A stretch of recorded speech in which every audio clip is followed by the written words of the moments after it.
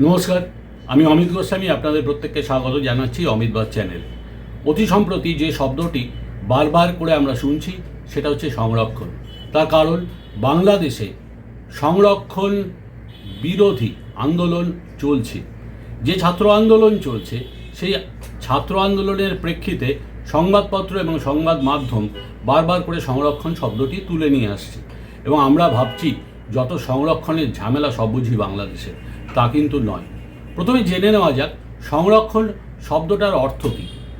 সংরক্ষণ শব্দটার আক্ষরিক অর্থ হচ্ছে সুরক্ষা দান, অর্থাৎ সুরক্ষা মানে হচ্ছে সুরক্ষা মানুষের হতে পারে, সুরক্ষা প্রাণীর হতে পারে, সুরক্ষা বস্তুর হতে পারে, সুরক্ষা সংস্কৃতির হতে পারে। বিভিন্নভাবে বিভিন্ন জায়গায় যদি সুরক্ষা দেওয়া হয় সেটাকে বলা হয় সংরক্ষণ। আমাদের সংবিধানের শুরুতেই একটা কথা বলা আছে, সেটা হচ্ছে রাষ্ট্র বিশেষ গুরুত্বের সঙ্গে সমাজের দুর্বলতর অংশের শিক্ষাগত ও আর্থিক স্বার্থ রক্ষা করবে এবং বিশেষত তফসিলি জাতি ও জনজাতিভুক্ত মানুষকে সামাজিক অন্যায় ও যাবতীয় বঞ্চনা থেকে রক্ষা করবে। এটা কিন্তু সংবিধানের গোড়ায় লেখা আছে। সংবিধানের 15(4) অনুচ্ছেদে যে পশ্চাৎপদতার কথা বলছে তা সামাজিক ও শিক্ষাগত। ভারতের তৎকালীন নীতি নির্ধারকরা বহু যুগের শোষণ, বঞ্চনা ও আনুষঙ্গিক অন্যায়ের প্রতিকার করার পথ হিসেবে এই মাপকাঠিকে মেনে নিয়েছিলেন, অর্থাৎ সংরক্ষণ করতে হবে। এই সংরক্ষণের একটা ইতিহাস আছে। সংরক্ষণের ইতিহাস যদি পর্যালোচনা করি সেটা ভারত বা বাংলাদেশের আলাদা করে তো অবশ্যই করা দরকার, কিন্তু তার আগে একটা জিনিস দেখা যাক, অবিভক্ত ভারতে সংরক্ষণ হতো না বা কীভাবে হতো। প্রথমেই দেখে নেওয়া যাক অবিভক্ত ভারতের সংরক্ষণের ইতিহাস। 1902 সালে কোলাপুর মানে মহারাষ্ট্রের কোলাপুর রাজ্যের মহারাজা অব্রাহ্মণ এবং শিক্ষায় অনগ্রসর শ্রেণীর পক্ষে সংরক্ষণ প্রবর্তন করেন। ওটাই প্রথম। 1921 সালে মহীশূর রাজ্য ব্রাহ্মণদের নিপীড়নের প্রতিকার হিসেবে অনগ্রসর জাতিদের জন্য সংরক্ষণ শুরু করে। এগুলো ছিল স্বাধীন রাজ্য। 1932 সালে ব্রিটিশ সরকার মুসলিম, বৌদ্ধ, শিখ, খ্রিস্টান, অ্যাংলো ইন্ডিয়ান, ইউরোপীয় এবং অবদমিত শ্রেণীর জন্য নির্বাচনে পৃথক আসন নির্দিষ্ট করে। এরপরে আসি 1942 সালে। 1942 সালে ব্রিটিশ সরকার সিভিল সার্ভিসে প্রস্তাব দেন যে তফসিলি জাতির জন্য 8.5% সিট রাখা হবে, কিন্তু সেটা কার্যকর হয় আরও পরে। ততদিনে স্বাধীনতা চলে এসছে। এইবার স্বাধীনতার পরের সংরক্ষণের ইতিহাস একটু বলা দরকার। 1950 সালে ভারতীয় সংবিধানে তফসিলি জাতির জন্য 15% এবং উপজাতির জন্য 7.5% সংরক্ষণের কথা বলা হলো। তারপরে এভাবেই কিন্তু সংরক্ষণটা চলছিল, অর্থাৎ 22.5% এইটা ছিল সংরক্ষিত আসন, বাকিটা ছিল সাধারণ শ্রেণীর জন্য। কিন্তু 1990 সালে মন্ডল কমিশন যে রিপোর্টটা দেয় তার ভিত্তিতে তৎকালীন সরকার অন্যান্য পিছিয়ে পড়া জাতির জন্য 27% সংরক্ষণ বরাদ্দ করেন। এই মন্ডল কমিশন বা এই সংরক্ষণের শুরু হয়েছিল 1979 সালে। তারপরে দীর্ঘ সময় ধরে চলতে 1990 সালে এটা গিয়ে ইমপ্লিমেন্টেড হয়। তাহলে 22.5% এবং 27% চলে গেল সংরক্ষণের কবলে। 2019 সালে উচ্চশিক্ষা এবং চাকরিতে দরিদ্রদের জন্য মোট 10% কোটা অনুমোদিত হয়। তাহলে একটা জিনিস ভাবুন, জেনারেল কাস্টের লোকদের জন্য কিন্তু জায়গা ক্রমশই কমল। ভারতের এখনকার সর্বমোট সংরক্ষণের চেহারাটা কি?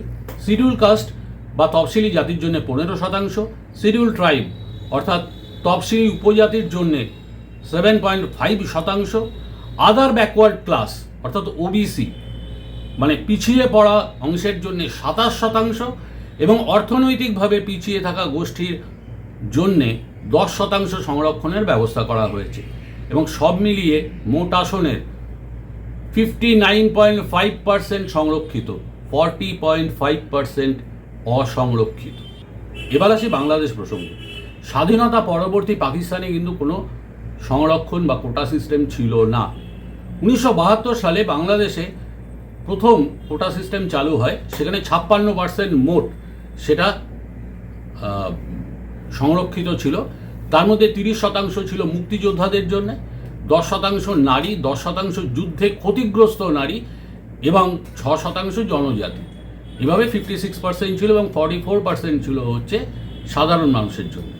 1985 সালে এটা কিছুটা কমানো হলো। কিভাবে কমানো হলো? 30% মুক্তিযোদ্ধা, 10% নারী এবং 5% জনজাতির জন্য বরাদ্দ হলো। আর মানে হলো 45%। 1997 সালে যখন আওয়ামী লীগ সরকারে আসেন, তারা মুক্তিযোদ্ধাদের সঙ্গে তাদের সন্তানদেরও অন্তর্ভুক্ত করেন। মানে এতদিন শুধু মুক্তিযোদ্ধারা এই সংরক্ষিত আসনে অ্যাপ্লাই করার সুযোগ পেত, কিন্তু তারপরে যেটা হলো মুক্তিযোদ্ধাদের সন্তানরাও তারাও কিন্তু এখানে অ্যাপ্লাই করতে পারবে। এটা হলো 1997 সালের কথা। এবার এলো 2011 সাল।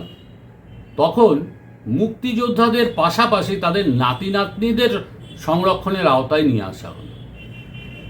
2012 সাল এর সাথে যুক্ত হলো 1% প্রতিবন্ধী সংরক্ষণ, অর্থাৎ সব মিলে তাহলে 30% মুক্তিযোদ্ধা ও তার পরিবার, 10% নারী, 5% জনজাতি এবং 1% প্রতিবন্ধী, বাদবাকিটা জেনারেল কাস্ট। এই নিয়ে ক্ষোভ বা আন্দোলন বাংলাদেশে শুরু হয় 2018 সালে। 2018 সালে যখন এই আন্দোলনটা শুরু হলো, তখন সব সংরক্ষণ বাতিল করে দিলেন প্রধানমন্ত্রী শেখ হাসিনা।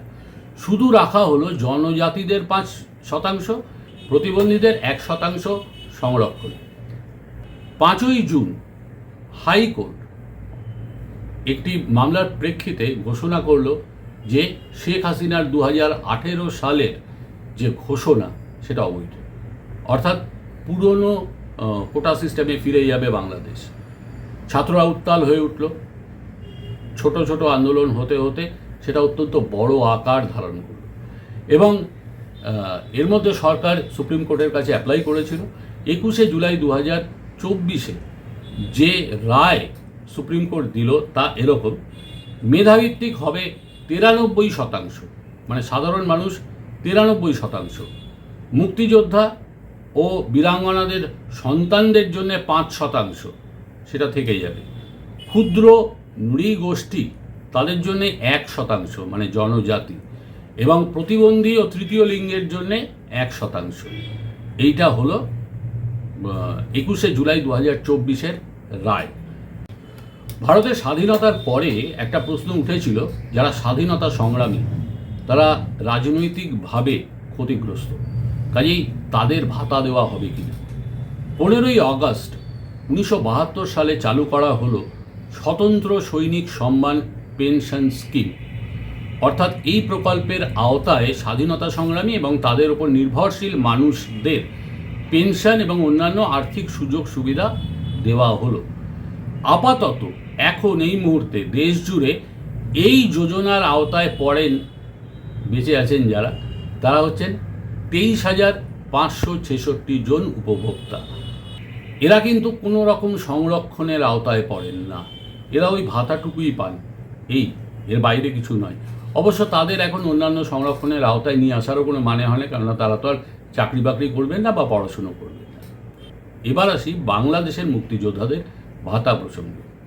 1996 সালে ক্ষমতায় আসার পর আওয়ামী লীগ সরকার প্রবর্তন করেছিল 300 টাকার দুস্থ মুক্তিযোদ্ধা ভাতা, যেটা বর্তমানে সব মুক্তিযোদ্ধার জন্য সম্মানী ভাতা হিসেবেই প্রবর্তিত হয়েছে। এতদিন ছিল সেটা 20,000 টাকা, এখন মাসিক সম্মানী হচ্ছে 30,000 টাকা।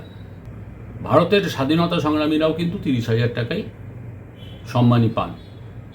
আর বাংলাদেশে 2 লক্ষের ওপর নাগরিক এই ভাতা পান এবং এরা ও এদের পরিবারের সংরক্ষণের মধ্যে পড়ে, যেটা ভারতে পড়ে না। এবার একটা প্রশ্নই করতে পারেন, সংরক্ষণ ব্যাপারটা কতটা ঠিক, অর্থাৎ সংরক্ষণ কি থাকা উচিত, সংরক্ষণ থাকা উচিত কি উচিত নয়, সেটা নিয়ে কিন্তু বিতর্ক বহুদিনে। এবং ডক্টর ভীমরাও আম্বেদকরের সক্রিয় উদ্যোগে এই সংরক্ষণ ব্যবস্থাটা কিন্তু চালু হয়, এবং সে কারণেই সংবিধানে উনি সংরক্ষণের কথা বলেছিলেন। বলা হয়েছিল একটি নির্দিষ্ট সময়ের পর যখন পিছিয়ে পড়া শ্রেণীগুলি শিক্ষা এবং অর্থনৈতিকভাবে মূল স্রোতের অংশ হয়ে উঠবে, তখন ধীরে ধীরে এই সংরক্ষণ তুলে দেওয়া হবে। কিন্তু বাস্তবে দেখা গেল সংরক্ষণ উঠে তো যায়নি, বরং আরও বেড়েছে। ভাবুন, ভীমরাও আম্বেদকরের সংবিধান প্রণয়নের পরে মাত্র 22.5% সংরক্ষণ ছিল, আর আজ 59.5%। বলা হচ্ছে যে পিছিয়ে পড়া শ্রেণীর উন্নয়ন যতটা হওয়ার ছিল ততটা হয়নি। সত্যি কি তাই? আদৌ নয়। যদি সার্বিকভাবে ভারতীয় রাজনীতির দিকে তাকানো যায়, তাহলে দেখা যাবে এত বছর ধরে রাজনীতির একটা বড় ধারা জাতপাত ধর্মকে আশ্রয় করে বেড়ে উঠেছে। বিশেষ করে উত্তর ভারত এবং দক্ষিণ ভারতের একটি বড় অংশে রাজনীতি পরিচালিত হয় এই অঙ্কগুলি মাথায় রেখে। সংরক্ষণ ব্যবস্থা সেখানে সামাজিক কল্যাণ নয়, রাজনৈতিক অস্ত্র হিসেবে ব্যবহৃত হয়েছে দিনের পর দিন। আজ উত্তরপ্রদেশের নির্বাচনে জাতের ভিত্তিতেই কিন্তু ভোট বিভাজন হয়। রাজনৈতিক সভায় সরাসরি জাত ধর্ম তুলে প্রচার করা হয়। ফলে এই অঞ্চলে তফসিলি সংস্করণ একটি রাজনৈতিক বিষয় এবং ভোটে জেতার একটি মোক্ষম অস্ত্র। 2019 সালে যে 10% অর্থাৎ অতি দরিদ্র শ্রেণী, তার জন্য যে সংরক্ষণ ব্যবস্থা চালু করা হলো, এবং মজার কথা হচ্ছে সবকটা রাজনৈতিক দলই কিন্তু এর বিরুদ্ধে কথা বলেনি। তার কারণ হচ্ছে যে যেখানে স্ট্রং সে তার ফায়দা নিয়েছে। অতি সম্প্রতি জানেন যে হাইকোর্ট পশ্চিমবঙ্গের এই যে অতি দরিদ্র শ্রেণীর যে লিস্টটা তৈরি করা হয়েছিল, এদের সেই লিস্টটাকে বাতিল করে দিয়েছে। কেন? তার পেছনে দেখা গেছে আমাদের শাসক অর্থাৎ রাজ্যের শাসন ক্ষমতায় যারা আছেন, তারা এখানে মূলত ইনক্লুড করেছেন মুসলিমদের, অর্থাৎ বলা হচ্ছে 90% ওপরে মুসলিম অ্যাড করেছেন। দোষ নেই, কেননা মুসলিমরা এককাট্টা হয়ে তাদের ভোট দেন। একইভাবে যেখানে কেন্দ্রীয় শাসক দলের সরকার অর্থাৎ যে রাজ্যে, তারা সেখানে কি করছে, তারা তাদের পছন্দ মতন অতি দরিদ্র শ্রেণীকে বেছে নিচ্ছে। অর্থাৎ এই যে 10% এটা হয়ে গেছে পুরোপুরি রাজনৈতিক খেলা। আর আমরা সেখানে কাদের সমালোচনা করছি? বাংলাদেশের রাজনৈতিক প্রেক্ষিত যদি এই মুহূর্তে দেখা যায়, তাহলে একটা কথাই দেখব, সেটা হচ্ছে বাংলাদেশের বিরোধী রাজনৈতিক দল তারা কিন্তু নির্বাচনে অংশগ্রহণ করেনি গত দুবার। এই বিরোধী রাজনীতি না করার যে প্রবণতা, এই প্রবণতা কিন্তু গণতন্ত্রের পক্ষে মারাত্মক। বিরোধিতা গণতন্ত্রের একটি অঙ্গ, এবং কখনো আমি ক্ষমতায় থাকবো, কখনো আমি ক্ষমতার বাইরে যাব, এর মধ্যে নতুন কিছু নেই। কিন্তু তার জন্য আমি বিরোধী হিসেবে সংসদে যাব না কোনো না কোনো ছুতো তুলে, এটাও ঠিক নয়। এর ফলে কি হয়? এর ফলে যে শাসক শ্রেণী থাকে তারা যেটা করবে সেটাই ফাইনাল। সেটাই বাংলাদেশে হয়েছে, অর্থাৎ বাংলাদেশে বিরোধী রাজনীতির স্পেস বিরোধী রাজনৈতিক দলগুলোই শূন্য করে দিয়েছে। ফলে কি হচ্ছে? মানুষের মনে যে ক্ষোভ তৈরি হয়, তারা বলবে কোথায়? তাদের বলার তো একটা জায়গা চাই। তারা বলার জায়গা পাচ্ছে না বলেই আজকে তারা এই ছাত্র আন্দোলনকে তুমুলভাবে সমর্থন করেছে। আপনাদের কি মনে হয় যে এই ছাত্র আন্দোলন শুধুমাত্র ছাত্ররাই পথে নেমে এতগুলো হিংসাত্মক ঘটনা ঘটিয়েছে? বাংলাদেশে মৃত্যুর সংখ্যা 150 ছাড়িয়েছে বলে খবর। ভারতে 1990 সালে যে মন্ডল কমিশনের বিরুদ্ধে আন্দোলন হয়েছিল, সেখানে অন্তত 200 জন ছাত্র মারা গিয়েছিলেন, 60 জন অগ্নিদগ্ধ হয়ে। তারা কি করেছেন?